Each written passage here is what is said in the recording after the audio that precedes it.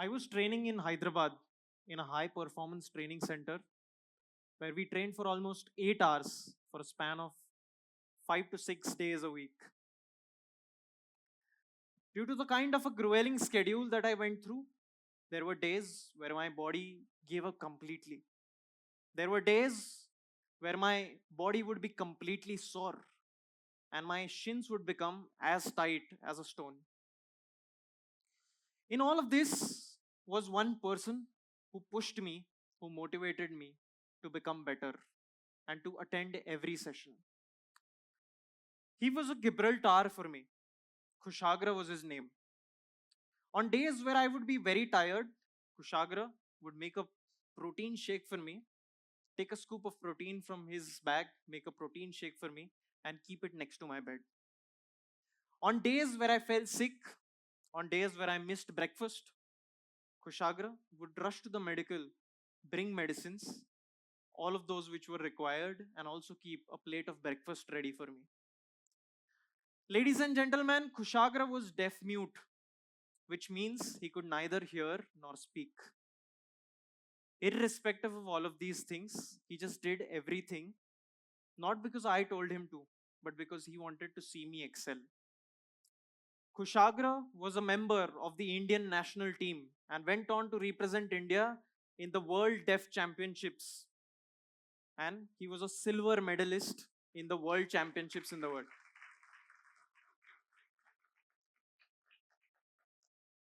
Now, all of you might be thinking that we might have not had a heart to heart conversation with each other. But there were days where we sat all night, spoke about our love lives, of our families, of our career, and everything in between. Conversed in a different kind of a language, which both of us could speak, irrespective of him being deaf mute. This language contributes to peace and harmony amongst nations. This is a language which is universally spoken. I'm 100% sure all of you sitting here have spoken this language at some or the other point in their life. Sports is that one universal language which brings people and nations together. Sports is that unifying force which has the power to bring people together. 207 plus countries come at a particular venue, stay together in an Olympic village, and participate in the Olympic Games. Where else in the world would you see something like this other than in sports? The very gospel of nations coming together isn't really limited to the global level, but it also exists at a very personal level. Trust me when I say this because I have experienced it. Over the years, as an athlete and as a coach, I believe that the closest of friends that I found were through sports. From last 76 years, we have had territorial disputes with Pakistan. We fought 4 wars with Pakistan.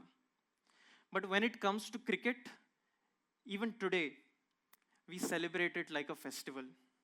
Sports is that force which brings these both nations together, irrespective of the adversities that both of them are facing.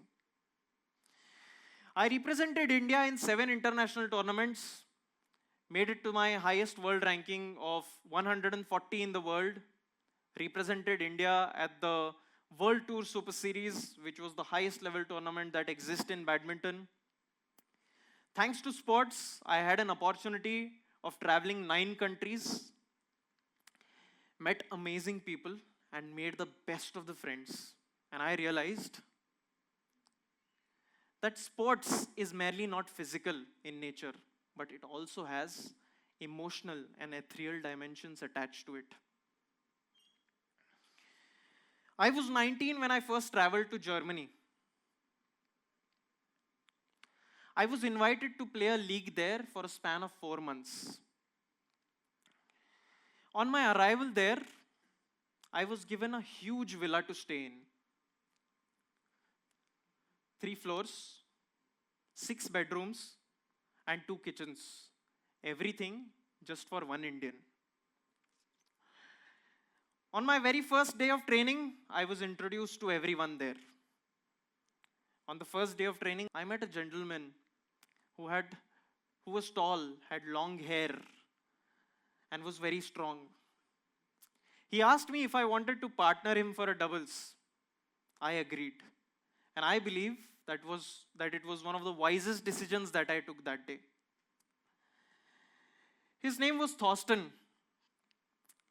Thorsten was thrilled after playing the doubles, and he wanted to learn more and know more of doubles from me after that.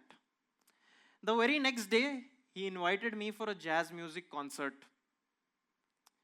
Now imagine a 19-year-old boy from Hruitvik, Pune, going for a jazz concert with a 52-year-old man who was crazy about jazz. I had only heard Bollywood music all my life. Jazz was something very new for me. I had no idea about what jazz was, but Thorsten very patiently told me everything about jazz, and probably that made it more interesting for me. The very next day, Thorsten got me a mini cycle, and we went for a cycling tour of 30 kilometers around the city. From that day onwards, for the next 2 months, we cycled almost every alternate day. Some days we cycled for 30 kilometers, some days 50. Thorsten was so good at cycling that sometimes I even wondered if I was the younger one or he was. There were days where I would take water breaks, and Thorsten would make fun of me whenever I took those. Such was his energy. Almost every single day, Thorsten took me around to see a new place in whatever city we were in. His whole and soul motive and aim was to just show me around all across Germany in whatever little time that I had.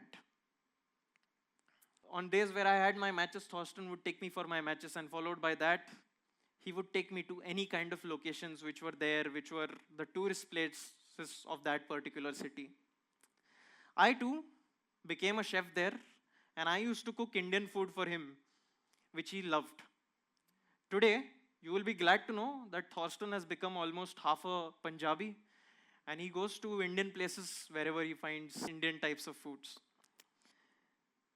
On one of the days, I just very casually told Thorsten that I had never seen snowfall all my life. And particular year, snowfall in Germany was not very certain. In November 2019, I was supposed to celebrate my birthday. On the day of my birthday, Thorsten came home like usual, and I, with curiosity, asked him where we were going to go today. There is a rule in Germany, and there is something that you cannot deny in Germany. So I sat in the car. Thorsten gave me a bottle of beer, something that nobody could deny in Germany. I took the bottle of beer, and Thorsten told me that it's time for you to be a sleeping pill now. I slept. When I opened my eyes, I was in a winter town called as Winterberg, a winter resort in Germany. The only thing that I could see after waking up was snow everywhere. I was out of words. I hugged him and I thanked him for everything. It was an emotional burst for me. It had just been 1 month that I had met Thorsten.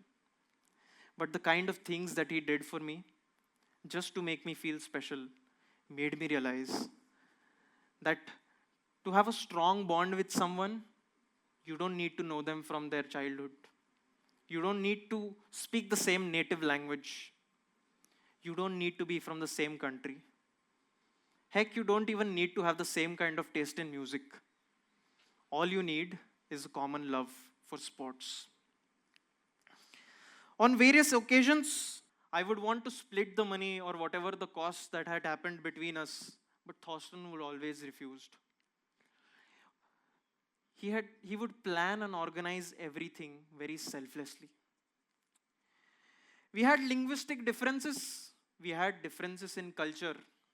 We had a huge generation gap. He was almost thrice my age.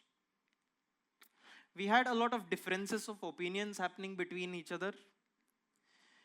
But there was just one thing. Nothing, absolutely nothing was common. Just one thing was common, that both of us love sports. On the way back home, I was at the railway station with Thorsten. He couldn't hold back his tears. Neither could I. Both of us couldn't control that moment. I wanted to hug him and say a thank you to him for the last time. But he simply walked away because he did not want me to see him cry so much. Today, as I speak about him, I get goosebumps. In a very short span of time, Thorsten had a huge impact on my life. He taught me a very important lesson which will remain ingrained in me forever. He told me, and I quote, that if you do something for someone, don't always expect something in return, because it will not always come back from the same person. But remember that it will come back for sure. One more very important lesson that Thorsten taught me was that none of us can add more time to our life, but all of us can add some more life to the very less time that we have. On one more occasion, I met another gentleman in the club. He hailed from a very humble background, was a good athlete, and also part of our team. This particular man would make sure that every alternate day he brought me home kebabs, biryani, and all of those things which made me never miss home. Fact being that I had never told him how I was managing my food. I had never told him where I was staying. But he would make sure, even if he did not attend any session, he would make sure that he would send me food. On one of the days, it happened that I partnered him in a doubles game, and we were able to defeat maximum opponents on court. He confessed to me that it was one of his best days on the badminton court because he had not been able to defeat those players earlier. Now let me tell you the least important thing. His name was Wasim Akram, and he was a Pakistani.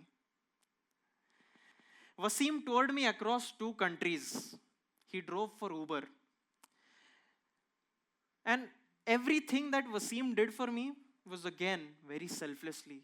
On n number of occasions, I offered to split the money. I even offered to pay him whatever the charges were, but somehow Wasim refused everything. Wasim was a pure gentleman at heart. Even today, we are in contact. And Wasim now owns multiple cars in Germany and also has his own travel business. I not only earned myself a brother and a grandfather in Germany, but I also earned 3 siblings and a father there. The owner of the club became my father, and my students became my siblings. The very next year, they invited me to stay in their house, not in a villa this time. Now let me tell you the irony here. None of the kids, none of the family members spoke any English at all. But in all of these 4 months' time that I spent there, never was there a single day where I felt I was left out. Such is the power of sports to transcend all the boundaries and bring people together. Sports strengthens and unites bonds. On one of the occasions after that, I was awarded 2 citations from the club in Germany and also from the club owner. The citation there mentioned in bold that Hruitvik has changed our view about India and Indians. He now has a family here and he is free and welcome to come again in the future. Ladies and gentlemen, that I believe was my greatest accomplishments and contributions to our nation in building a strong ally in Germany.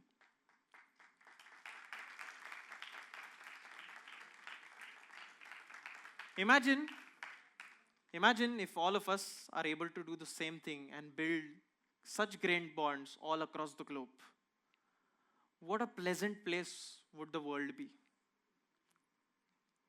Nelson Mandela said, and I quote, that sports has the power to bring the world together. Roughly 1 out of every 12 people in the world play sports, which means out of 8 billion people in the world, only 600 million people play any kind of sports. Imagine a scenario where 10 to 20% people 20 to 30% people in the world play sports. What a loving world would it be? What a harmonious place would it be? Ladies and gentlemen, pick up a sport today. It does not matter at what level do you play. It does not matter if you win or lose. The only thing that matters is you being a sportsman in life. I'm very sure one day a Thorsten will come looking out for you. A Wasim will take you out to see a new country. And a Kushagra will always stand by your side and support you in whatever you are doing. Just remember to be a sport in life, and this world will be a very delightful and vibrant place, full of enjoyment and happiness for you. Jai Hind. Thank you so much.